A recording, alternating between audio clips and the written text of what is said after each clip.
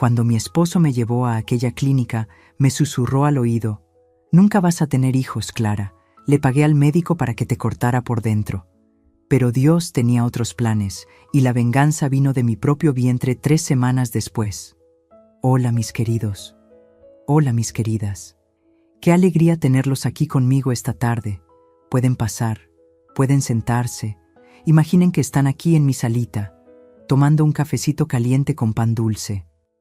Mi nombre es Clara Beatriz Hernández. Tengo 73 años de edad y nací aquí en Guadalajara, Jalisco. Y es aquí mismo donde vivo hasta el día de hoy, en esta ciudad que llevo en el corazón desde que vine al mundo. Y antes de continuar mi historia, quisiera pedirles un favor especial a ustedes que me están escuchando por ahí. Cuéntenme aquí en los comentarios de qué ciudadcita o ciudad grande me están viendo y a qué hora del día encontraron este video de la abuela Clara. ¿Fue tempranito todavía tomando el cafecito, a la hora de la comida, o ya por la tarde cuando se calmó el ajetreo del día? Siempre leo todos los comentarios con mucho cariño y me da muchísima alegría saber de dónde son y qué momento del día dedicaron para escuchar esta historia aquí. Cuéntenme. ¿Sí, mi hijo? Vamos a crear una cadena de cariño por México y por el mundo entero. Y si pueden, denle clic a ese botoncito de like ahí abajo y suscríbanse al canal. Activen la campanita para no perderse las próximas historias de esta abuela. Les prometo que vale la pena. Pero les voy a contar, mis queridos. La vida no siempre fue tan serena para mí, no. Hubo un tiempo muy difícil, en que no sabía si iba a tener fuerzas para continuar. Un tiempo en que un hombre que debería amarme y protegerme intentó quitarme lo que hay de más sagrado en una mujer. Y esta historia, por más dolorosa que sea de recordar, necesita ser contada.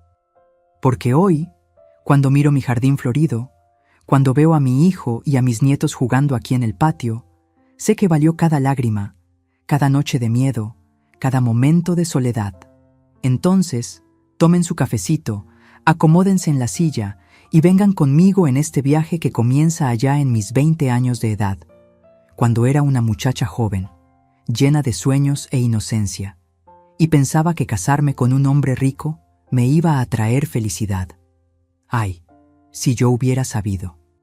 Nací aquí en Guadalajara un día frío de junio de 1952, cuando el invierno ya comenzaba a apretar de verdad. Mi papá se llamaba Arlindo Hernández. Era un hombre alto, de hombros anchos, trabajador de los ranchos que quedaban en los alrededores de la ciudad. Él cuidaba el ganado, ayudaba en las labores del campo y volvía a casa, siempre con las manos callosas y el olor a cuero y tierra. Era un hombre de pocas palabras, ¿saben? Pero cuando hablaba, uno escuchaba. Mi mamá Teresita era lo opuesto. Hablaba por los codos, se reía fuerte, cantaba todo el día mientras cuidaba la casa y a nosotros, los hijos. Éramos 5 hermanos en total. Yo era la tercera, justo en medio de todos. Estaba Laudelino, el mayor, que ayudaba a mi papá en el campo desde pequeño. Después venía Noemi, unos 3 años mayor que yo, que era la consentida de mi mamá, y aprendía a coser y bordar desde tempranito. Yo venía después y enseguida nacieron los gemelos, Odair y Olivo, que eran el torbellino de la casa. Donde ellos pasaban era solo griterío y cosas rotas. Vivíamos en una casa de madera bien sencilla, por el rumbo de la colonia San José, en una calle de tierra que se convertía en lodazal cuando llovía. La casa tenía 3 cuartitos nomás. Un cuarto donde dormían mi papá y mi mamá. Otro donde nosotros, los 5, nos apretábamos en 2 camas viejas de fierro, y la sala, que también servía de cocina. Había una estufa de leña que mi mamá mantenía siempre encendida, y era alrededor de ella que nos juntábamos en los días más helados del invierno.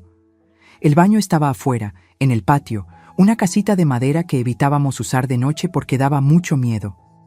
En el patio también había un gallinero, unas gallinas ponedoras que nos daban los huevos y un árbol de naranja que daba las frutas más dulces que he probado en mi vida. Nuestra rutina estaba marcada por el trabajo desde temprano.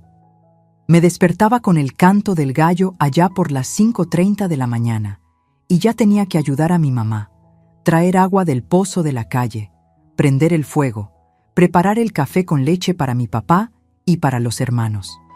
Después, cuando el sol ya estaba más alto, iba a la escuela primaria Benito Juárez, que quedaba a unas 6 cuadras de la casa.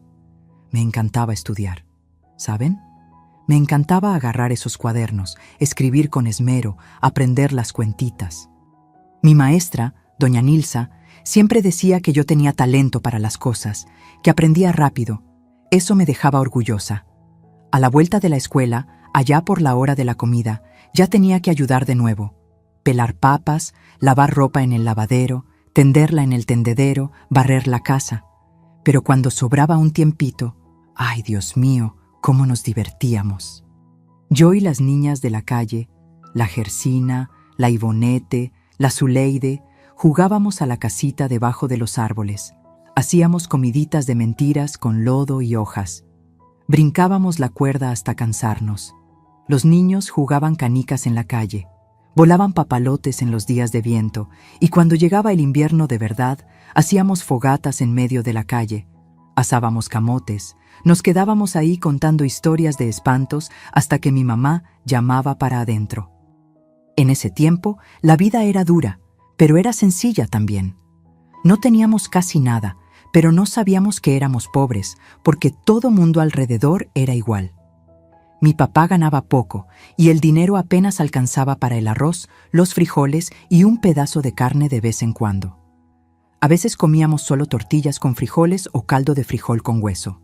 Pero mi mamá tenía una habilidad tremenda de hacer comida sabrosa con casi nada. Ella siempre decía: «Dios ayuda a quien madruga, mi hija». Puede ser que no tengamos abundancia, pero tenemos dignidad. Recuerdo que cuando tenía unos 8 o 9 años, comencé a darme cuenta de una cosa que me dejaba inquieta. Mi hermana mayor, Noemi, comenzó a recibir visitas de un muchacho. Él era unos 10 años mayor que ella, hijo de un ranchero de la región, y venía a nuestra casa de vez en cuando. Mi mamá se ponía toda animada con aquello, arreglaba la sala, hacía un pastel y le decía a Noemí que se arreglara bien, que se peinara, que se pusiera el vestido más bonito. Yo veía que Noemí no parecía muy feliz con aquello, pero obedecía, y un día escuché a mi mamá conversando bajito con mi papá en la cocina. «Arlindo, si este matrimonio sale bien, es la salvación de Noemi. No va a tener que trabajar de sirvienta, no va a pasar necesidades. Un hombre con propiedades, un hombre de bien». No entendía bien lo que aquello significaba, pero algo dentro de mí se apretó. ¿Será que casarse era la única salida para nosotras? ¿Será que solo teníamos valor si conseguíamos un marido que nos mantuviera? Era pequeña todavía, pero ya comenzaba a darme cuenta de que el mundo afuera era diferente para hombres y para mujeres. Mis hermanos podían salir, correr, estudiar si querían, pero yo y Noemi teníamos que quedarnos quietecitas, comportadas, aprendiendo a ser señoritas de familia. Cuando cumplí 12 años, en 1964, Noemi se casó con aquel hombre. Fue una fiesta pequeña en la iglesia del barrio y después una comida en nuestra casa. Ella salió de ahí directo para la casa del marido en un rancho lejos de la ciudad. Recuerdo haber llorado escondida en el cuarto porque iba a extrañar a mi hermana. Pero mi mamá dijo que era así, que pronto sería mi turno también y que tenía que estar preparada. «Clara, eres bonita, eres hacendosa, vas a conseguir un buen partido también. Solo necesitas comportarte bien y esperar el momento correcto». Y fue así como los años de mi infancia fueron pasando, entre juegos, trabajo, escuela y esa sensación de que mi futuro ya estaba medio decidido, aún sin yo tener mucha voz en el asunto. Los años fueron pasando y fui creciendo, convirtiéndome en señorita. Cuando cumplí 15 años, en 1967, mi papá me sacó de la escuela. Dijo que ya estaba más que bien, que ya sabía leer y escribir, y que ahora era hora de ayudar a mi mamá en casa y aprender los quehaceres de verdad. Lloré escondida por días, porque me encantaba estudiar, pero no había remedio. La opinión de una hija mujer no valía nada en ese tiempo. Mi mamá decía: «Clara, mucho estudio deja a la muchacha presumida. Lo que necesitas es aprender a ser buena esposa, buena ama de casa. Lo demás no importa. Entonces, pasé mis días entre el lavadero de ropa, la estufa de leña, las costuras y los bordados que mi mamá me enseñaba. Aprendí a hacer encaje con doña Hortensia, una vecina anciana que tenía manos de hada. Aprendí a hacer pan casero, conchas rellenas, cajeta de leche. Aprendí a planchar ropa con plancha de carbón, a lavar ropa de cama en el lavadero hasta que dolieran los brazos, a cuidar niños pequeños, porque las vecinas me llamaban para ayudar con sus bebés. Me convertí, como se decía, en una muchacha hacendosa, pero por dentro me sentía como en una jaula cerrada, ¿saben? Yo quería más. Quería conocer el mundo, tener opciones, decidir mi propio camino, pero el destino, o mejor dicho, la costumbre de ese tiempo, tenía otros planes para mí.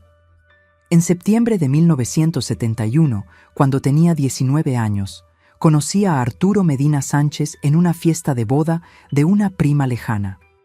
La fiesta fue en un rancho grande, de esos que tenían salón con piso de madera encerado, lámparas de cristal y mesas llenas de comida abundante.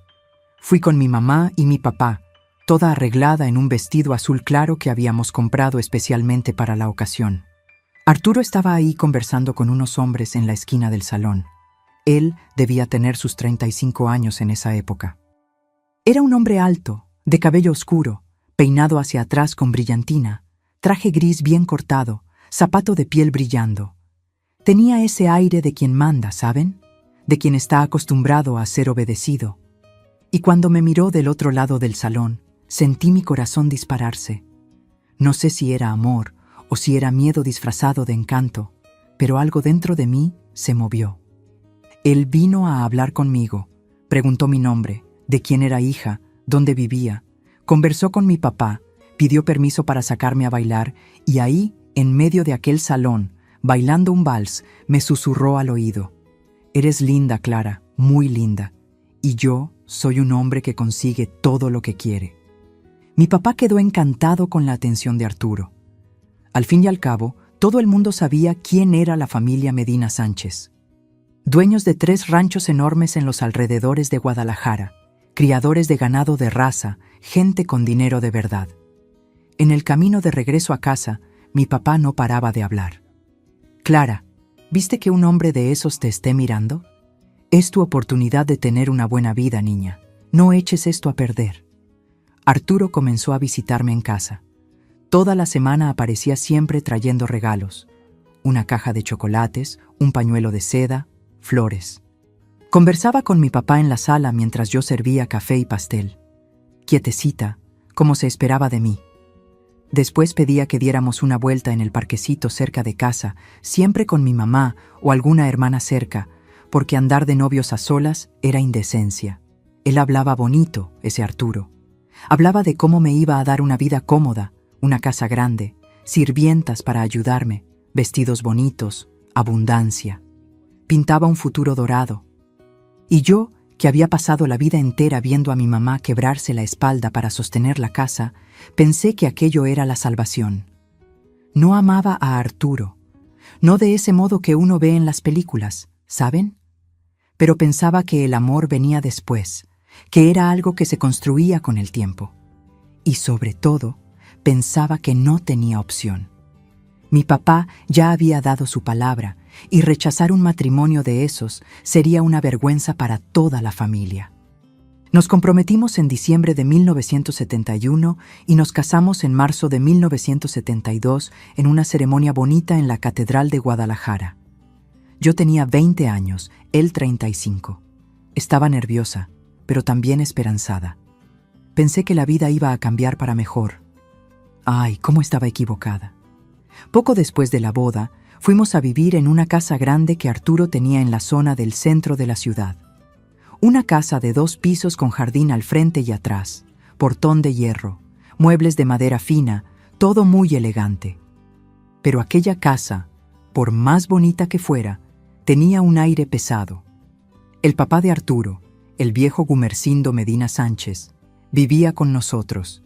Era un hombre de casi 70 años, ya medio enfermo, que pasaba los días en una mecedora en el portal, fumando puro y leyendo el periódico. Casi no me hablaba.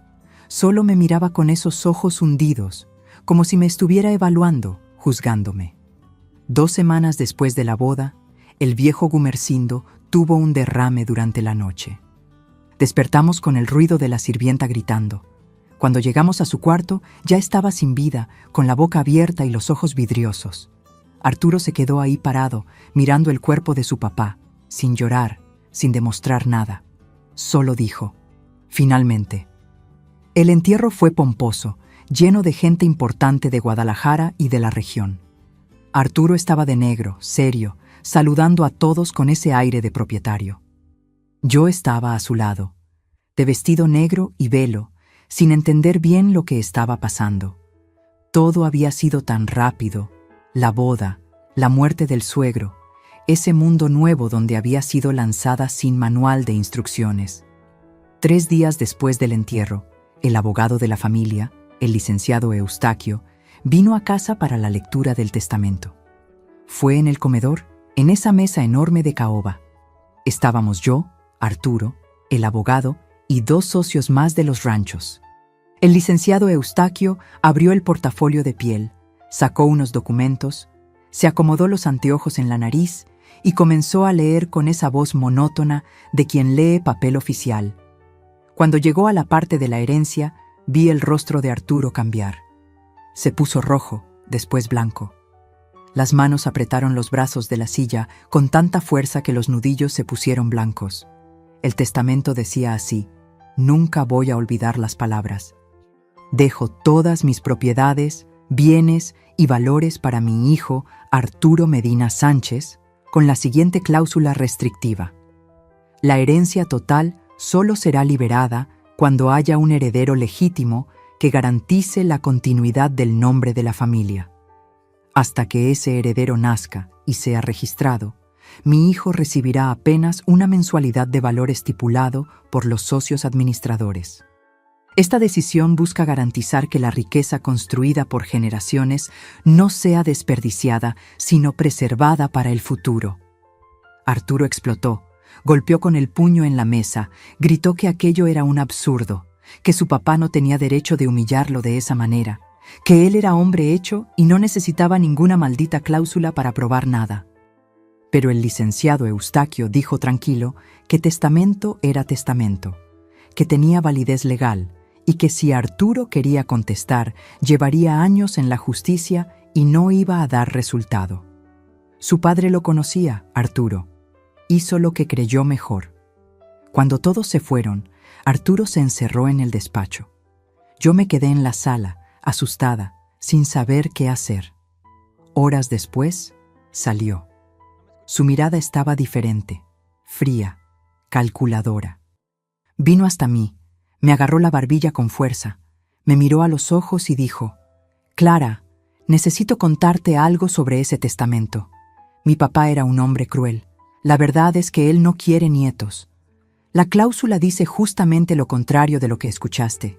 Él prohibió hijos. Si tenemos un bebé, lo pierdo todo. Nos quedamos pobres, en la calle, ¿entiendes? Nosotros nunca podemos tener hijos». Me quedé paralizada. Intenté decir que no era eso lo que el abogado había leído, pero Arturo me cortó con un grito. «¿Crees que entiendes de testamentos? ¿Tú que apenas terminaste la primaria? Yo estudié, yo sé leer estas cosas.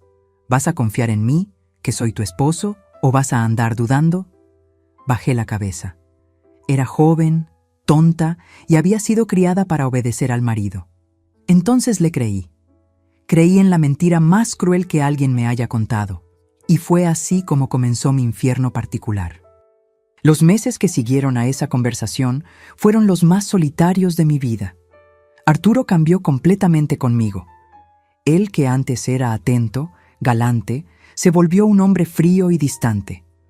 Pasaba los días encerrado en el despacho, haciendo cuentas, recibiendo socios, administrando lo que quedaba del imperio de su papá. Y yo me quedaba en esa casa enorme, con apenas la sirvienta, doña Olinda, para hacerme compañía. Comenzó a aislarme de todo el mundo. Cuando mi mamá venía a visitarme, inventaba excusas, que no me sentía bien, que teníamos compromiso, que era mejor dejar para otro día. Poco a poco, Las visitas se hicieron raras. Mi papá había muerto de un infarto apenas 2 meses después de mi boda. Y mi mamá, viuda y cansada, no tenía más fuerzas para insistir. Mis hermanos vivían sus vidas y yo fui quedándome cada vez más sola en ese caserón que parecía una prisión dorada. Arturo tampoco me dejaba salir sola. La esposa de un hombre rico es blanco de chismes, Clara. No vas a andar desfilando por la ciudad sola como cualquiera, decía. Entonces me quedaba ahí entre las 4 paredes, bordando, leyendo las revistas viejas que encontraba en la biblioteca, conversando con doña Olinda mientras limpiaba la casa. Era una vida vacía, sin propósito, sin amor, y lo peor de todo era la presión constante. Cada vez que íbamos a algún evento social, una cena con los socios, una misa de domingo, una fiesta de algún conocido, las personas preguntaban: ¿y Arturo? ¿Cuándo viene el heredero? ¿Tú y Clara no van a darle un nietecito al viejo Gumersindo? Y Arturo sonreía esa sonrisa amarilla y decía: «Ah, estas cosas vienen en el tiempo de Dios». Pero cuando llegábamos a casa, lo descargaba en mí. ¿Viste la humillación? Todo el mundo cobrando hijos y yo aquí preso por causa de un testamento maldito que me prohíbe tener lo que toda familia normal tiene. Yo intentaba confortarlo, pero me alejaba con grosería. Y en el fondo yo también sufría, porque yo quería ser mamá. Veía a mis amigas de infancia empujando carriolas de bebé por la calle con esa cara de cansancio, pero también de realización, y yo sentía un vacío enorme en el pecho. Pero pensaba que aquello era el precio a pagar por tener comodidad, por no pasar necesidades. Era lo que me repetía a mí misma todas las noches antes de dormir. Al menos no pasas hambre, Clara. Al menos tienes un techo y comida en la mesa. Fue en agosto de 1972, unos 5 meses después de la boda, que Arturo llegó a casa con una noticia. Me llamó a la sala, me mandó sentar y dijo con esa voz controlada suya: «Clara, te agendé una consulta con un médico, doctor Sabio, un ginecólogo amigo mío. Has ido mucho al baño últimamente quejándote de dolor. Creo que puede ser algún problema en los ovarios, un quiste, tal vez. Vamos a hacer unos exámenes». Ni siquiera me había quejado de ningún dolor, pero cuando intenté decir eso, me cortó. «No seas terca, Clara, yo lo noté, y quiero que estés saludable. Al fin y al cabo, aunque no podamos tener hijos, necesito una esposa saludable a mi lado». Acepté porque nunca había ido a un ginecólogo antes, y pensé que tal vez sería bueno hacer unos exámenes. La consulta fue en una clínica particular, en un edificio bonito en el centro de la ciudad. El doctor Sabio era un hombre de mediana edad, con lentes, bata blanca impecable, que me examinó y pidió unos exámenes de sangre y de orina.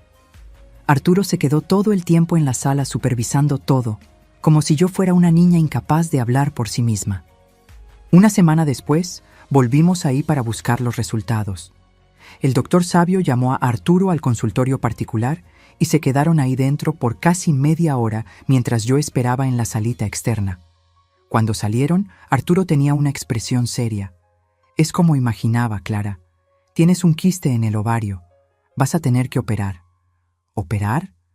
Sentí un frío en la espalda. «¿Pero es grave? ¿Es peligroso?», pregunté con la voz temblando. Arturo puso la mano en mi hombro, pero su toque no tenía ningún cariño. «Es sencillo, Clara. El médico va a sacar el quiste y vas a estar bien. Ya está todo agendado para la semana que viene. Vas a internarte por la mañana, te hacen la cirugía y al día siguiente ya vuelves a casa». No tenía a nadie a quien preguntarle, nadie para aconsejarme. Doña Olinda, cuando supo, se preocupó. «Ay, mi hija, cirugía es cosa seria. ¿Estás segura que necesitas?», preguntó mientras arreglaba mi maletita. ¿Pero qué podía hacer? Mi esposo y el médico habían decidido y yo no tenía conocimiento ninguno para cuestionar. En la mañana de la cirugía, Arturo me llevó a la clínica bien tempranito. El cielo estaba gris, frío, con esa llovizna fina del invierno que moja hasta los huesos. La clínica estaba vacía, silenciosa, oliendo a desinfectante y a éter. Una enfermera me llevó a un cuartito. Me mandó ponerme esa bata de hospital, esa tela delgada que deja a uno expuesto y vulnerable. Estaba temblando de frío, de miedo, de una angustia que no sabía de dónde venía. Me acostaron en una camilla. Me pusieron un suero en el brazo. La enfermera aplicó algo en la vena y dijo: «Esto es solo para que la señora se relaje un poquito antes de la anestesia». Sentí un mareo, una debilidad apoderándose del cuerpo. Todo se volvió medio lento, medio borroso. Arturo estaba ahí de pie al lado de la camilla, mirándome. Y fue en ese momento, cuando ya estaba demasiado débil para reaccionar, que se agachó bien cerca de mi oído. Lo que dijo en ese momento, nunca voy a olvidar. No voy a repetir las palabras exactas, porque todavía me lastiman. Pero el significado era claro. Había mentido. No había ningún quiste. Le había pagado al doctor Sabio para hacer una cosa terrible conmigo, para garantizar que nunca pudiera darle aquello que el testamento exigía. Dijo que no iba a compartir la herencia con nadie, que tenía planes de falsificar documentos después y que yo era apenas un obstáculo que necesitaba ser neutralizado. Susurró todo aquello con esa voz fría, mientras yo intentaba gritar, intentaba moverme, pero mi cuerpo no obedecía. Estaba paralizada, impotente, a merced de él. Arturo salió de la sala con una sonrisa en la comisura de la boca. Escuché la puerta cerrarse. Intenté llamar a la enfermera, pero mi voz salió debilita, casi inaudible. Las lágrimas corrían por la esquina de mis ojos, mojando la almohada. Estaba presa ahí, esperando que un hombre de bata blanca hiciera conmigo algo irreversible, algo que mataría mi sueño de ser mamá, que me transformaría para siempre. Fue cuando el doctor Sabio entró. Vino directo hasta la camilla, chequeó los aparatos, los signos vitales, la presión. Lo miré con desesperación, con súplica en los ojos. Él vio. Sé que vio, porque se detuvo, me miró de vuelta y vi algo pasar por su rostro.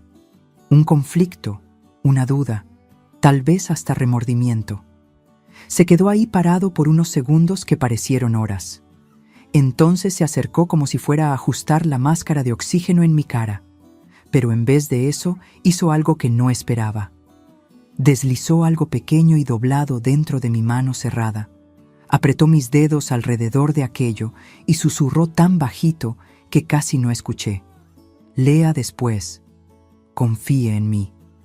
Antes de que pudiera procesar lo que había pasado, me puso la máscara en la cara y el gas de la anestesia comenzó a jalarme hacia un sueño profundo y oscuro. Lo último que recuerdo haber pensado fue: «Dios, si existes, ayúdame». Y entonces todo se volvió negro. Desperté en un cuarto blanco con esa luz fría de hospital golpeando en mis ojos. La boca estaba seca, la garganta raspando como si hubiera tragado arena, y había un dolor sordo en el bajo vientre, como si alguien hubiera metido mano ahí adentro con instrumentos fríos y metálicos. Me tomó unos segundos recordar dónde estaba, qué había pasado. Todo estaba nebuloso, confuso, como cuando uno despierta de una pesadilla y no sabe bien qué fue real y qué fue sueño. Pero entonces la memoria volvió, clara y cruel como un golpe en el estómago. Arturo susurrando esas palabras en mi oído mientras estaba paralizada en la camilla. Mi impotencia total, mi cuerpo débil por los sedantes, mi voz que no salía, mis brazos que no se movían, la desesperación silenciosa de quien está siendo llevada al matadero y no puede hacer nada para salvarse. Sentí una náusea subir por la garganta, unas ganas de vomitar que eran físicas y también emocionales. Mi cuerpo rechazando el horror de lo que había pasado. Intenté moverme, pero mi cuerpo estaba pesado, lerdo, como si tuviera plomo en las venas en vez de sangre. La anestesia todavía no había pasado completamente. Había un vendaje en la barriga cubierto por esa tela hospitalaria áspera que pica en la piel. Miré alrededor despacio, girando la cabeza con cuidado, porque hasta eso dolía. El cuarto estaba vacío. Ninguna enfermera, ningún médico y ningún Arturo, gracias a Dios. Estaba sola con mi desesperación y con una certeza terrible, martillando en mi cabeza como una campana de iglesia, anunciando un entierro. Él lo había hecho, me había cortado por dentro, había destruido mi capacidad de ser mamá. Nunca más sería capaz de cargar una vida dentro de mí, de sentir a un bebé moviéndose en mi panza, de amamantar, de arrullar a un hijo en los brazos. Todo eso me había sido arrancado a la fuerza, sin mi consentimiento, por un hombre que debería amarme y protegerme. Las lágrimas vinieron sin control, mojando la almohada, escurriendo por mi cuello, entrando por las esquinas de la boca con ese sabor salado de desesperación pura.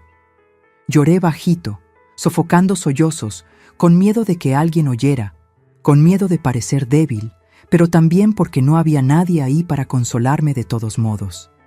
No tenía a mi mamá cerca. Ella estaba lejos, vieja, cansada, y ni siquiera sabía bien por lo que estaba pasando. No tenía hermanos. Ellos tenían sus propias vidas y apenas se acordaban de mí desde que me había casado. No tenía amigas. Arturo había cortado todos mis lazos con el mundo. Estaba completamente sola en ese universo, a merced de un hombre que no me amaba, que me veía apenas como un obstáculo, como una cosa que necesitaba ser controlada, dominada y finalmente destruida. Miré al techo blanco, a la lámpara simple que colgaba ahí y pensé, ¿será que vale la pena continuar? ¿Será que no sería mejor dejar que todo acabe aquí? Pero algo dentro de mí, una chispa terca, una fuerza que ni sabía que tenía, dijo, no, no va a ser así. No va a terminar así. No voy a dejar que él gane. Fue cuando sentí algo extraño en mi mano derecha. Un leve malestar, una sensación rara, como si hubiera algo doblado entre mis dedos, pegado por la transpiración. Fruncí el ceño confundida. ¿Qué era aquello? Abrí la mano despacio, con dificultad, porque los dedos estaban duros y vi un pedacito de papel arrugado, medio húmedo del sudor que había escurrido por mi palma durante la cirugía. La nota. Mi corazón dio un salto en el pecho. El médico había puesto una nota en mi mano antes de la anestesia. Lo había olvidado completamente, pero ahora la memoria volvió como un relámpago. Él acercándose, ajustando la máscara de oxígeno, deslizando ese papel doblado dentro de mi mano cerrada, susurrando, «Confíe en mí». ¿Pero confiar en qué? ¿Qué había escrito ahí? Con los dedos temblando tanto que apenas podía sostener el papel, desdoblé ese pedacito minúsculo con todo cuidado, como si fuera algo sagrado. La letra era apresurada, medio chueca, escrita a lápiz de forma casi ilegible. No hice la ligadura. Hice apenas un corte superficial en la piel para dejar cicatriz. Y tengo una noticia. Los exámenes preoperatorios mostraron que ya está embarazada de 3 semanas.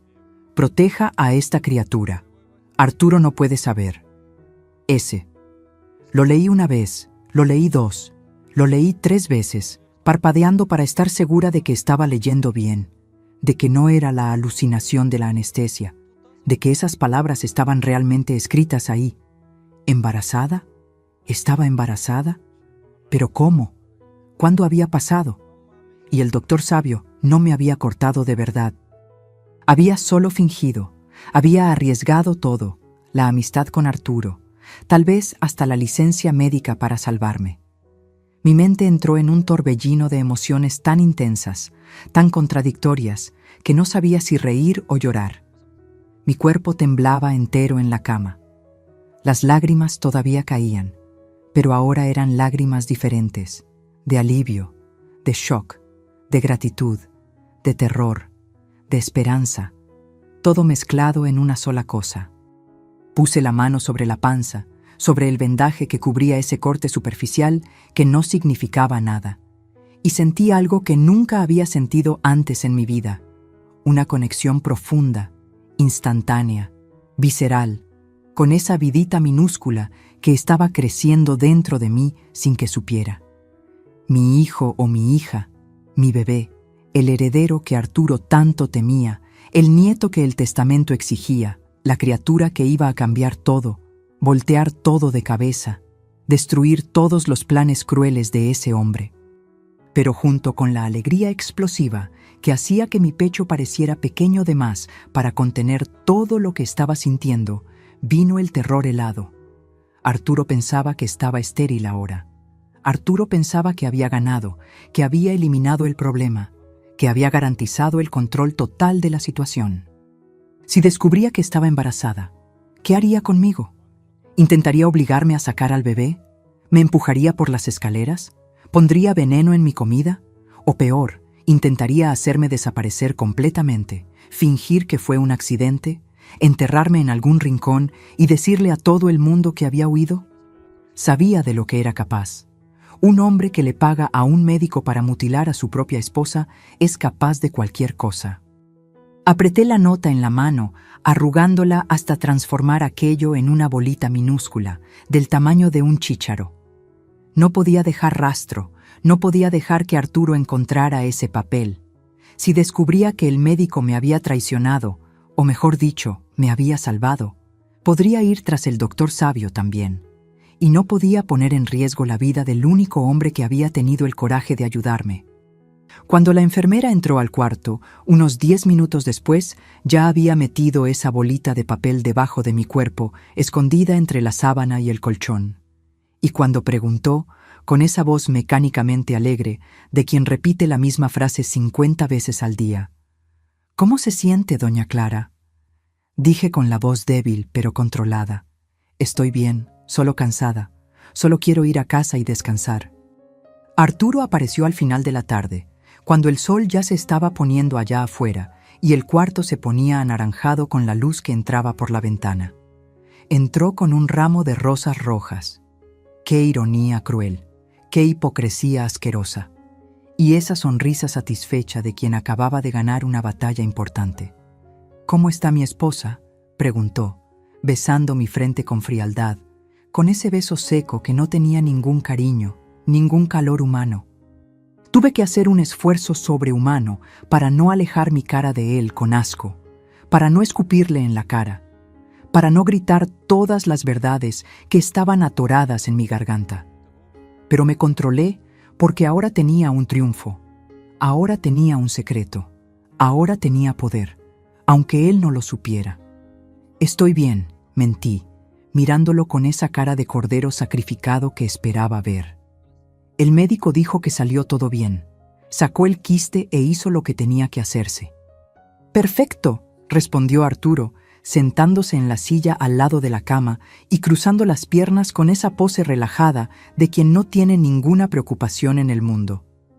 «Ahora puedes recuperarte en paz y podemos seguir con nuestras vidas sin preocupaciones», dijo sin preocupaciones, con tanto alivio en la voz, con tanto placer mal disfrazado, que sentí odio. Odio verdadero, profundo, visceral, de esos que queman por dentro y dejan sabor a hiel en la boca. Pero sonreí. Sonreí y dije, sí, finalmente podemos vivir en paz. Y por dentro pensaba, no tienes idea de lo que viene, Arturo. No tienes la mínima idea. Volvimos a casa al día siguiente.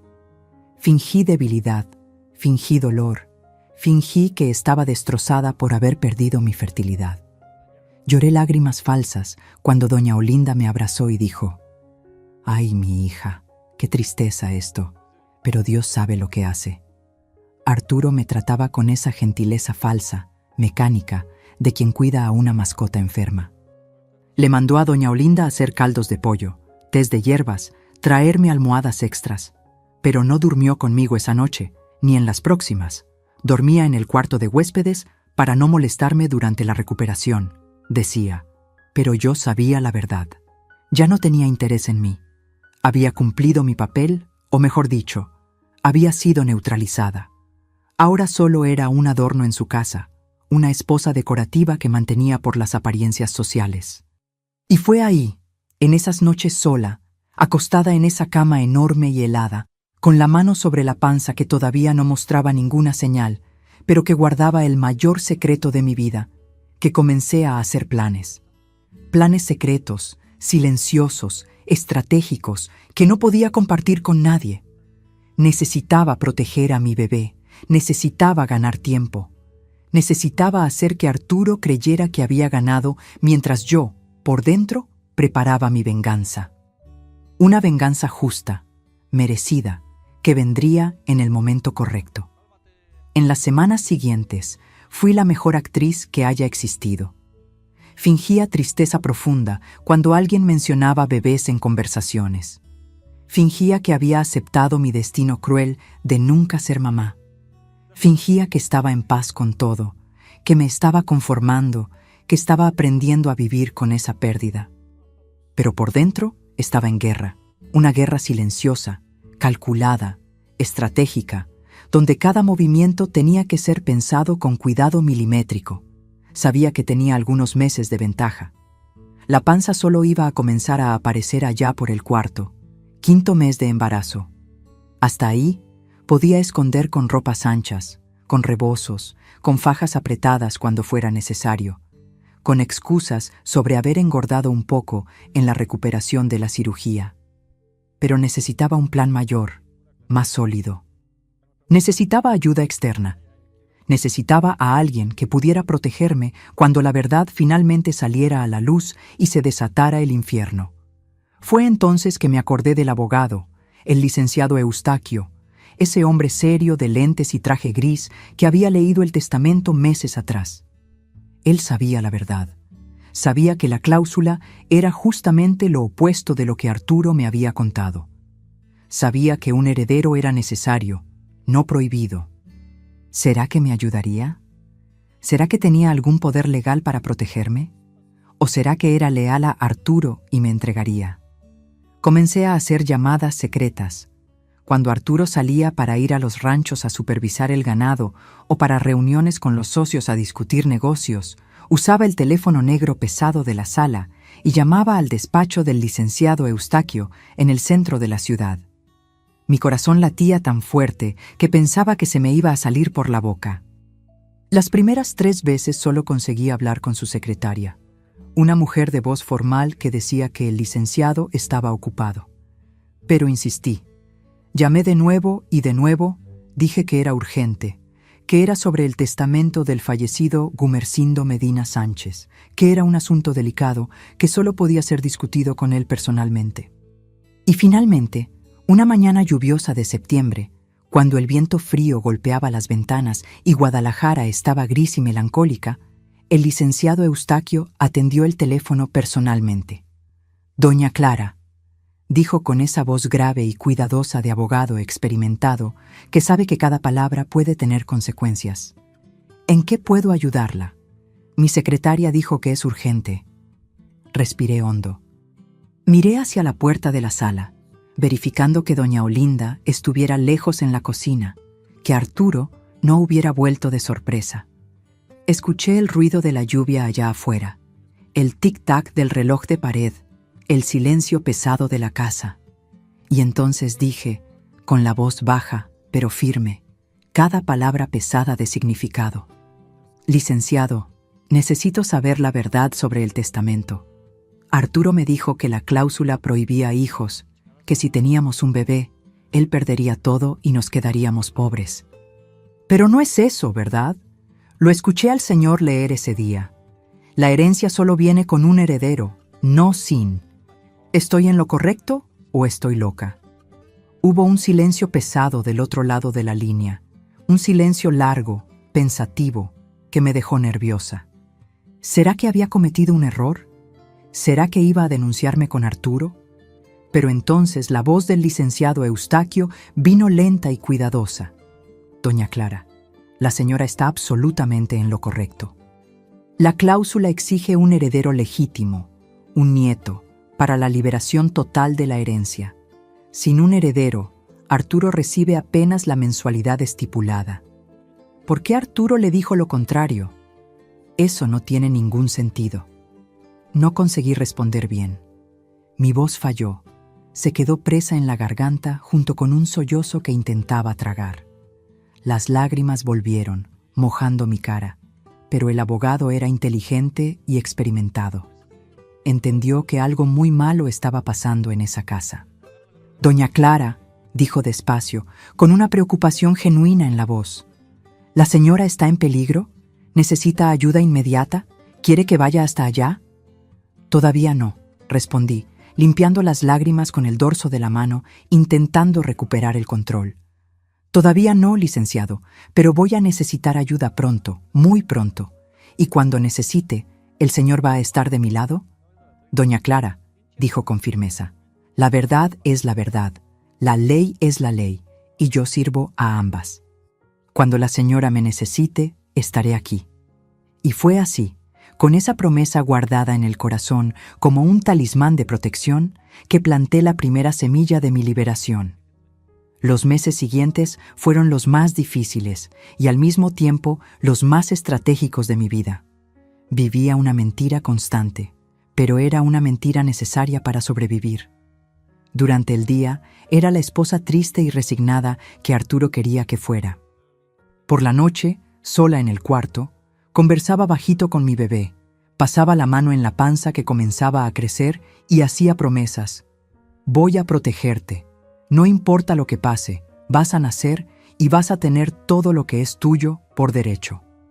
Esconder el embarazo fue un desafío que exigió toda mi creatividad. En el tercer mes, cuando la panza todavía era casi imperceptible, comencé a usar vestidos más anchos, blusas sueltas sobre faldas. Le decía a Arturo y a doña Olinda que había engordado un poco en la recuperación de la cirugía, que el médico había dicho que era normal por causa de las hormonas. En el cuarto mes, tuve que ser más cuidadosa. Compré unas fajas modeladoras en una tienda discreta de otra ciudad, lejos de Guadalajara, donde nadie me conocía. Usaba esas fajas apretadas por debajo de la ropa y por encima rebozos grandes, abrigos pesados, aun cuando no hacía tanto frío. Inventé que tenía frío constante, que no conseguía calentarme bien. Arturo casi no me prestaba atención. Estaba cada vez más obsesionado con el dinero de la herencia, con esa mensualidad que le parecía humillante, con los planes de alguna forma burlar el testamento. Pasaba horas encerrado en el despacho con los socios, haciendo cuentas, discutiendo estrategias. A veces escuchaba las conversaciones de ellos a través de la puerta. Hablaban en falsificar certificados, en sobornar funcionarios del registro civil, en crear un heredero ficticio en papel, todo menos aceptar que Arturo tendría que tener un hijo de verdad. Mientras tanto, yo me encontraba secretamente con el licenciado Eustaquio. Eran encuentros cuidadosos, planeados. Yo fingía que iba a la iglesia o que iba a visitar a mi mamá, y en realidad iba hasta el despacho de él en el centro. Era un hombre íntegro, ese abogado.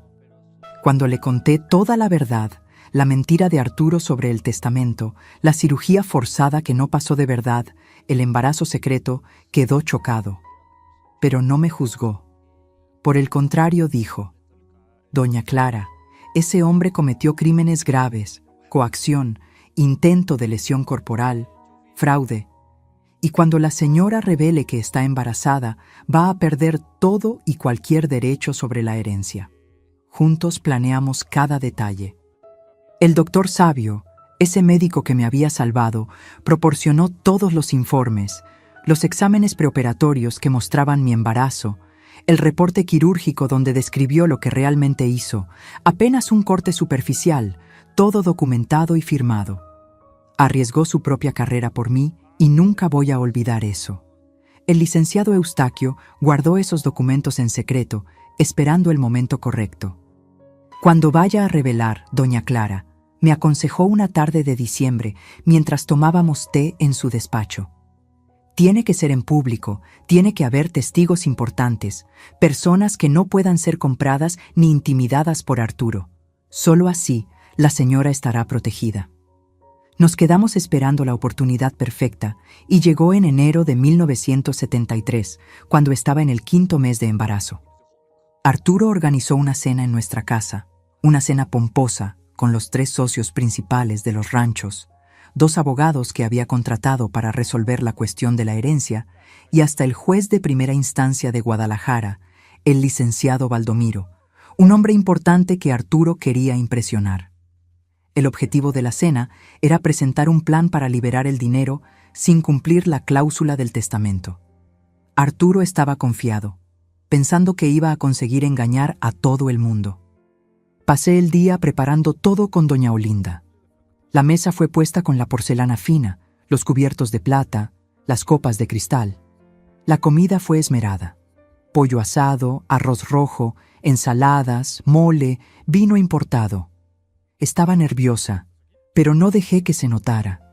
Esa era mi noche. Esa era la hora de la verdad. Cuando los invitados llegaron allá por las 7 de la noche, me quedé en el cuarto arreglándome. El licenciado Eustaquio había llegado también. Arturo ni sabía que había invitado al abogado de su papá, pero dije que era protocolo, que necesitaba estar presente en cualquier discusión sobre la herencia. Arturo no le gustó, pero no podía rechazar enfrente de todo el mundo. Los dejé cenar primero. Me quedé escuchando desde el piso de arriba las conversaciones, las risas.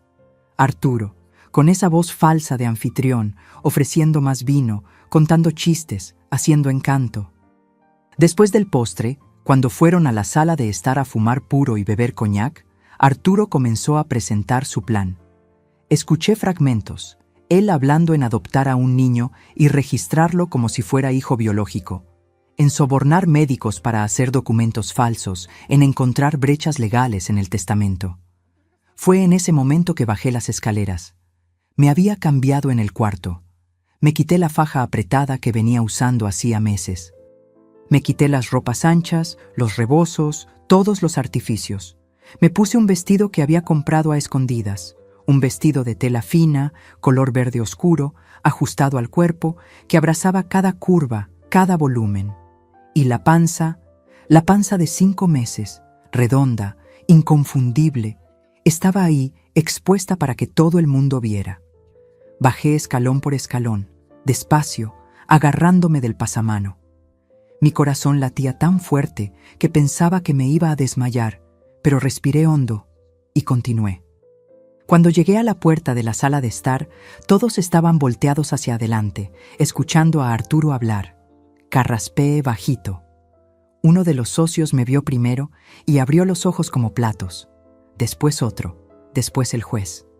Todos se quedaron en silencio, mirándome, más específicamente mi panza, con esa expresión de quien no cree lo que está viendo. Arturo volteó la cabeza despacio.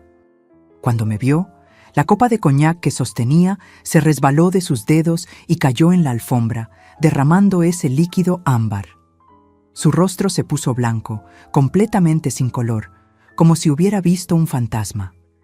Se levantó tambaleándose del sillón, apuntándome con el dedo temblando, y gritó con una voz estrangulada: ¡Eso es imposible! Tú estás operada, no puedes estar embarazada. Le pagué al médico para que te cortara. Silencio absoluto en la sala. Todos lo miraron chocados. El juez se levantó también, frunciendo el ceño. ¿Qué acaba de decir, señor Medina? Arturo se dio cuenta del error demasiado tarde. Se había entregado, había confesado en frente de testigos importantes, un juez, 3 empresarios respetados, 2 abogados. Intentó retractarse, tartamudeando. No fue eso, quise decir, pero no lo dejé. Entré a la sala con la cabeza en alto, con toda la dignidad que había sido aplastada durante esos meses. Dijo exactamente lo que escucharon. Mi voz salió firme, clara. Arturo me contó que el testamento del suegro prohibía hijos, que si quedaba embarazada, perdería todo. Era mentira. Me llevó a una clínica en agosto pasado diciendo que tenía un quiste, pero en realidad le había pagado al médico para hacer una cirugía que me dejaría estéril. Quería garantizar que nunca pudiera darle el heredero que el testamento exige. El licenciado Eustaquio se levantó, tomó el portafolio de piel que había traído y sacó de ahí los documentos que habíamos preparado. Señores, dijo con esa voz de abogado que no acepta contestación, tengo aquí todos los informes médicos, los exámenes preoperatorios que muestran que doña Clara ya estaba embarazada de 3 semanas cuando fue llevada a la cirugía. El reporte del doctor Sabio, describiendo que por cuestiones éticas se negó a hacer el procedimiento que Arturo exigió e hizo apenas un corte superficial para simular la cirugía. Y tengo el testimonio del propio médico registrado en notaría, confesando todo. Distribuyó copias de los documentos para los abogados y para el juez. Arturo estaba paralizado, viendo todo su mundo desmoronarse. El juez leyó los papeles con atención, con esa cara seria de quien está procesando algo grave. Después miró a Arturo con desprecio. Señor Medina Sánchez, lo que usted hizo constituye delito de coacción e intento de lesión corporal grave. Y en cuanto a la herencia, el licenciado Eustaquio completó. El testamento de Gumersindo Medina Sánchez es muy claro. Existe una cláusula secundaria que establece, en caso de incapacidad moral, mala fe o crimen cometido por el heredero Arturo contra la gestación o nacimiento de un heredero legítimo, la tutela legal de la fortuna pasará íntegramente a la madre de la criatura hasta que ésta alcance la mayoría de edad. O sea, debido a los crímenes que Arturo cometió, intentando impedir el nacimiento de su propio hijo, perdió todo y cualquier derecho sobre la herencia. Doña Clara es ahora la administradora legal de toda la fortuna en nombre del bebé que lleva. Fue como si una bomba hubiera explotado en esa sala. Los socios comenzaron a hablar todos al mismo tiempo. El juez dijo que iba a abrir una investigación. Los abogados de Arturo intentaron argumentar, pero no había argumento posible. El crimen había sido confesado en frente de testigos. Los documentos eran legales e incontestables. Arturo me miró con un odio tan profundo que sentí un escalofrío. «Maldita perra», siseó entre los dientes. «¿Me engañaste? ¿Armaste todo esto?» «No, Arturo», respondí, poniendo la mano protectora sobre la panza. «Tú armaste contra mí. Yo solo sobreviví y mi hijo va a tener todo aquello que es suyo por derecho, todo aquello que tú intentaste robar». Esa misma noche, por orden del juez y acompañado por los socios que querían proteger el patrimonio de los ranchos, Arturo fue expulsado de la casa. Salió apenas con la ropa puesta y con la mensualidad que continuaría recibiendo, esa misma mensualidad que tanto despreciaba. La mansión, los ranchos, el dinero, todo pasó a mi administración legal. Y yo, que había sido tratada como nada, como un objeto descartable, me convertí en la mujer más rica de Guadalajara de la noche a la mañana. Pero más importante que el dinero, me había vuelto libre. Mi hijo nació en junio de 1973, en un día soleado de otoño mexicano. Le puse de nombre Felipe, en homenaje a nadie en particular. Solo quería que tuviera un nombre bonito, un nombre que fuera solo de él, sin cargar el peso de ninguna historia pasada. Cuando sostuve a ese bebecito en los brazos por primera vez, con esos ojitos oscuros mirándome con una confianza absoluta, me juré a mí misma: este niño va a crecer sabiendo que es amado. Nunca va a sentir lo que yo sentí. Y cumplí esa promesa. Crié a mi Felipe con todo el amor del mundo. Nunca le faltó nada. Comida buena, ropa limpia, escuela particular, profesores de música, de inglés, todo lo que necesitaba para tener una vida buena y digna. Pero más importante que eso, le di lo que dinero ninguno puede comprar: presencia, cariño, atención. Estuve ahí en cada fiesta de la escuela, en cada partido de fútbol, en cada momento importante. Y cuando hacía preguntas sobre el papá, le contaba la verdad de un modo que un niño pudiera entender. Tu papá no supo ser papá, mi hijo, pero tienes mamá que te ama por dos. Arturo nunca más pisó nuestra casa. Continuó recibiendo la mensualidad del testamento. Era suficiente para vivir de forma modesta, pero nada comparado con la fortuna que había perdido. Escuché decir que se fue a vivir a Ciudad de México, que intentó algunos negocios que no funcionaron, que quedó amargado y solitario. En 1989 murió de un infarto solo en un departamento rentado. Cuando recibí la noticia, no sentí alegría ni tristeza, solo un vacío, una constatación de que ese hombre había desperdiciado la vida entera corriendo tras el dinero y había muerto sin tener nada que realmente importara. Administré la fortuna con responsabilidad. Los ranchos continuaron produciendo, los negocios prosperaron bajo la gestión de los socios honestos que mi suegro había elegido. Yo firmaba los papeles necesarios, participaba de las reuniones importantes, pero siempre con el licenciado Eustaquio a mi lado, orientándome. Cuando Felipe cumplió 18 años en 1991, legalmente heredó todo como el testamento determinaba. Pero él, a quien había criado con buenos valores, me consultaba en todo. «Mamá», decía, «tú luchaste por esto. Mereces decidir».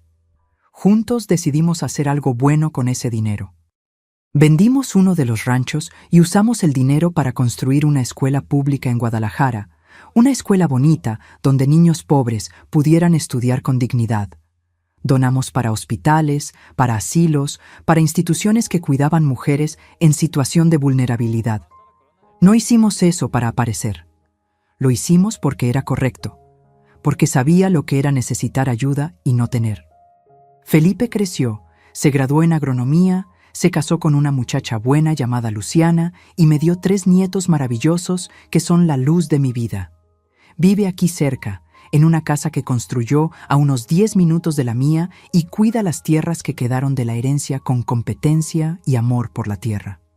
Es un hombre bueno, trabajador, honesto, todo lo que su papá no fue. Y yo, después de tantos años administrando fortunas y resolviendo cuestiones complicadas, decidí simplificar mi vida. Cuando cumplí 70 años, pasé todas las responsabilidades legales a Felipe y me jubilé de verdad. Hoy, a mis 73 años, vivo aquí en esta casita sencilla, en Guadalajara, la ciudad donde nací y donde pretendo morir. No es la mansión donde viví con Arturo. Esa la vendí hace mucho tiempo. No soportaba las memorias de esas paredes. Es una casa pequeña, acogedora, con un jardín enorme que es mi pasión y mi terapia. Despierto tempranito todos los días, hago mi café con leche, como un pedazo de pan dulce o de pastel de elote, y voy al jardín. Es ahí, metiendo mano en la tierra, regando las flores, conversando con las plantas, que encuentro mi paz. Cada rosa que florece es una victoria pequeña. Cada semilla que germina es un recordatorio de que la vida siempre encuentra un modo de continuar, aún después de las tempestades más terribles. Mis nietos vienen a visitarme casi todos los fines de semana. Tienen entre 8 y 15 años y les encanta venir aquí a comer mi pastel, jugar en el jardín, escuchar mis historias. No todas, claro. Algunas historias son demasiado pesadas para oídos jóvenes. Pero cuento sobre mi infancia, sobre los tiempos antiguos de Guadalajara, sobre cómo la vida era diferente. Y me abrazan y dicen, «Abue, eres la mejor del mundo». Mi vida hoy es sencilla, pero está llena. Tengo mis amigas de la iglesia con quienes tomo café en las tardes de domingo. Tengo a mi hijo que me llama todos los días para saber si estoy bien. Tengo a mi nuera que me trae comida cuando sabe que estoy demasiado cansada para cocinar. Tengo a mis nietos que llenan mi casa de ruido y alegría. Tengo mi jardín, mis libros, mis memorias, las buenas y las malas. Porque las malas también me enseñaron quién soy. Cuando miro para atrás, a mis 20 años de edad, cuando esa pesadilla comenzó, apenas reconozco a esa muchacha asustada e ingenua que era. La Clara de hoy es fuerte, es sabia, es libre. Sobreviví a lo peor que un ser humano puede hacerle a otro. Y no solo sobreviví, vencí. Transformé dolor en lucha y lucha en victoria. Y de esa victoria nació una vida buena, una familia amorosa, un legado de dignidad. No tengo rencor en el corazón. Arturo pagó su precio aún en vida, amargando en la soledad todo lo que plantó con su propia maldad. Yo, por otro lado, cosecho hasta hoy los frutos del amor, del coraje y de la fe, que nunca me abandonaron completamente, aún en los momentos más oscuros. Y es así, mis queridos, rodeada de flores y de amor, que vivo mis días aquí en Guadalajara, en la misma tierra donde nací, agradecida por cada amanecer, por cada abrazo, por cada pequeña alegría que la vida todavía me reserva.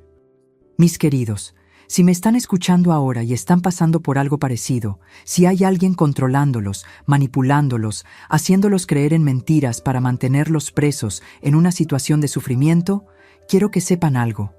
No están solos, no están solas. Y por más imposible que parezca en este momento, existe salida. Siempre existe. Aprendí algunas cosas en estos más de 50 años, desde que vivía esa pesadilla. La primera cosa que aprendí es que cuando un hombre o una mujer o cualquier persona intenta quitarte el control sobre tu propio cuerpo, sobre tus propias opciones, esa persona no te ama, te posee. Y ser poseída no es amor, es prisión. Amor verdadero respeta, honra, protege. Amor verdadero no miente, no manipula, no lastima. La segunda cosa que aprendí es que la verdad siempre vence al final. Puede demorar, puede doler, puede parecer que las mentiras son más fuertes, pero no lo son. La verdad tiene una fuerza propia, una luz que no puede ser apagada por ninguna oscuridad. Cuando bajé esas escaleras con mi panza a la vista, estaba cargando la verdad viva dentro de mí. Y esa verdad destruyó todas las mentiras que Arturo había construido. La tercera cosa es que eres más fuerte de lo que imaginas. Era una muchacha de 20 años, sin estudios, sin recursos, sin nadie para defenderme. Pero cuando fue necesario, encontré fuerza donde ni sabía que existía. Aprendí a planear, a esperar el momento correcto, a ser estratégica. Y tú también tienes esa fuerza dentro de ti, aunque no puedas verla todavía. Si estás siendo controlada, manipulada, amenazada, busca ayuda. Habla con alguien de confianza. Puede ser un familiar, un amigo, un líder religioso, un profesional de la salud, las autoridades de tu país. En cada lugar del mundo existen personas y organizaciones listas para ayudar a quien está en situación de vulnerabilidad. No tengas vergüenza. No tengas miedo. La vergüenza no es tuya, es de quien te lastima. El miedo puede ser vencido cuando ya no estás sola. Y si conoces a alguien que está pasando por esto, sé la ayuda que esa persona necesita. Sé el doctor sabio que tuvo el coraje de hacer lo correcto, aún corriendo riesgo. Sé el licenciado Eustaquio, que eligió la justicia en vez de la lealtad al dinero. Sé la doña Olinda, que aún siendo solo una sirvienta, me trató con cariño cuando más lo necesitaba. Pequeños gestos de bondad pueden salvar vidas. Transformé el veneno que me dieron en medicina. Transformé el dolor en fuerza. Transformé el intento de destruirme en una razón para luchar. Y hoy, cuando miro a mi jardín florido, cuando abrazo a mis nietos, cuando veo a mi hijo ser el hombre honrado que su papá nunca fue, lo sé. Vencí y tú también puedes vencer. La vida siempre encuentra un modo de florecer, aún en la tierra más árida. Tú eres esa vida. Tú eres esa flor que va a brotar, a pesar de todo. Gracias por haberme escuchado hasta aquí, por haberme dado este espacio para contar mi historia. Cada uno de ustedes que está del otro lado escuchándome es parte de mi sanación. Porque hablar, compartir, es una forma de liberar lo que estaba preso dentro del pecho por tanto tiempo. Y ahora, mis queridos, mis queridas de corazón, necesito pedirles un favor muy importante. Si esta historia tocó su corazón, si creen que necesita ser escuchada por más personas, especialmente por esas mujeres y hombres que están presos en situaciones parecidas, les pido, desde el fondo de mi corazón, que se suscriban a este canal ahora, aprieten ese botoncito rojo, activen la campanita de las notificaciones, porque cada suscripción es una forma de hacer que historias como la mía lleguen a quien necesita escuchar. Es una forma de decir: me importa, creo en la fuerza de la verdad. Quiero ser parte de esta cadena de esperanza. Y dejen aquí en los comentarios una palabra sola. Una palabra que resuma lo que sintieron escuchando esta historia. Puede ser coraje, puede ser justicia, puede ser esperanza, puede ser libertad. Voy a leer cada comentario, cada palabra, y voy a saber que mi historia no fue en vano. Háganlo ahora. No esperen ni un minuto más, porque mientras están aquí, puede haber alguien sufriendo y necesitando escuchar que es posible vencer. Que Dios bendiga a cada uno de ustedes, que encuentren fuerza en sus batallas y que nunca, nunca desistan de florecer. No Ahí mames. voy, amigo, ahí voy. El otro se quedó en nada. Se quedó en Aguanta, nada, se quedó en aguanta. nada. ¿Dónde verga estás, güey? Dispárale desde ahí. Está nada. No, estoy cargando. De su pinche madre me quedé sin balas. Atínale, güey. Ah, ¿verdad, puto? Me caí. No, güey, te habías quedado ahí arriba. No, pues estoy aquí contigo. ¿Dónde está? Ven, ven, ven. Acá debe estar de este lado. Iji. Vámonos a la verga. No, ya, espera, ahí quédate, ahí déjame, ahí déjame. Espérate, no. Tú chíngate ese güey, chíngate ese güey. Chíngate ese güey. No lo veo, Va la a neta, abrir, va güey. a abrir. Súbete al carro a recuperarte eso solo. Es lo que voy a hacer. Y no veo que lo hagas. ¿Qué es eso? Ya se fueron, ¿no? No, güey, pues bajé al güey que estaba aquí. Ya no los veo.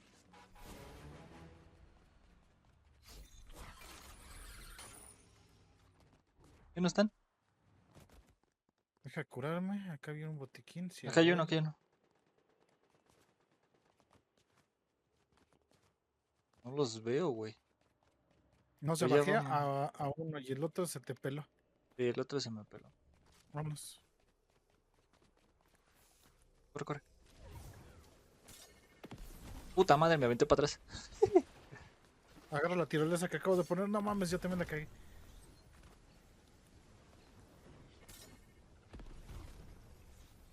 Puta zona, ¿qué pedo? Está corriendo muy rápido. Es lo que estoy viendo, entonces ni por qué. Ya entré. Va muy rápido, ¿no? La pinche zona pedorra. Vas a de ver. Aquí está ese güey, por aquí está. Están ahí enfrente construyendo. ¡Ay, güey! Me bajó. Está aquí arriba de la casa. ¡No mames! Tienes al otro del otro lado. Me sacó, creo. ¿Neta? No, aquí estoy. Verga, no Está traigo arriba de la vida. casa. Sí, no traigo vida. Vete.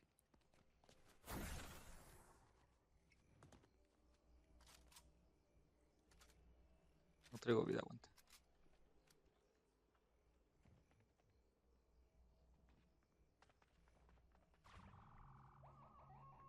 ¿Te estás curando tú? Sí. Ahí viene para acá. Puta madre, construyó. Cúrate, cúrate. No puedo curarme, no tengo con qué. Ah, vámonos en en el carro, en el Súbete. carro. Ven acá, ¿Dónde estás? aquí atrás. Vámonos. Vámonos a la verga. Oh, sí, pinches perros. Pasa a ver si puedes pasar al lado de ellos para balasearlos. Estaría chido. No traigo vida, güey. No, pues estás bien. Si me quedo nos van a potear. Ah, verga, le vengo dando al carro. Avanza.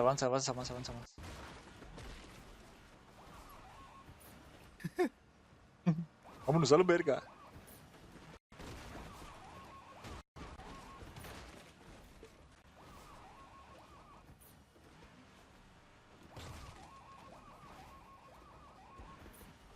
No mames, aquí hay gente, Acá hay güey. loot, acá hay loot. Pero aquí hay gente, mamón. Vente, acá hay loot. Vente aquí, quédate. Aunque sea para poner unos escudos. Ahí vienen esos güeyes, ¿eh? No me digas. ¿Dónde están? Estoy- Aquí están. ¡Ah, huevo! A huevo, por puto. Venía bien sobres el güey. Sí, güey. Es el otro güey, no sé dónde quedó. Puta madre, pinche juego, qué pedo, se me está trabando. Ahí viene igual, ¿Dónde ¿eh? verga estás? No lo veo. Ahí. Ah, puta madre. Vente Menos para mal. acá. Cómete esto. Chile, le voy a aventar otro puto cañonazo. Dale, perro, cálmese. Cómete esto. Una pizza. Pero déjame, mamón, déjame pizzas. Sí. Ahorita llévate las que te sobren. Ya no me No sobraron. te las comas, güey. No, hombre, ya no me sobraron, papi. ¿Qué quieres que haga, carnal? Acá hay una de estas madres morada, ¿eh?